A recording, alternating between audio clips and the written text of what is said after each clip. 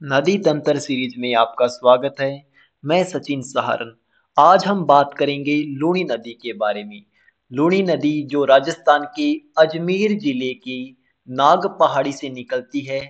नाग पहाड़ी से निकलने के बाद में ये नदी राजस्थान में प्रवाहित होती हुई गुजरात के कच्छ के रण में जाकर गायब हो जाती है, यानी वाष्पीकृत हो जाती है और सागर से नहीं मिल पाती। अगर हम इसके नाम से संबंधित बात करें तो इसके ओरिजिन के समय लूनी नदी को सागरमती नदी के नाम से जाना जाता है। गोविंदगढ़ के बाद इसमें सरस्वती नदी आकर मिलती है और इसी क्षेत्र से इस नदी को हम लूनी नदी के नाम से जानते हैं। अगर हम इसके अपवाह क्षेत्र की बात करें तो इसमें अजमेर, नागौर, जोधपुर, बालोतरा, बाड़मेर, जालोर, पाली, सिरोही और गुजरात में कच्छ का रण शामिल है। अगर हम इसकी सहायक नदियों की बात करें तो इसकी एकमात्र राइट बैंक ट्रिब्यूटरी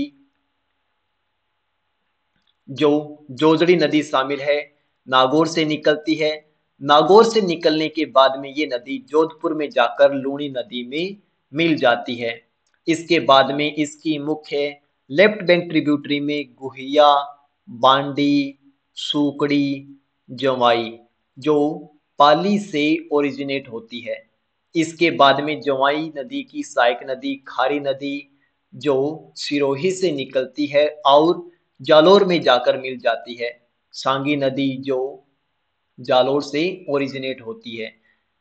अब हम इससे संबंधित महत्वपूर्ण बांध की बात करें तो लूनी नदी पर जसवंत सागर बांध स्थित है, हेमावास बांध जो बांडी नदी पर स्थित है, बांकली बांध जो सूकड़ी नदी पर स्थित है, जोवाई बांध जो जवाई नदी पर स्थित है। अब हम बालोतरा से संबंधित दो महत्वपूर्ण तथ्य की बात करेंगे।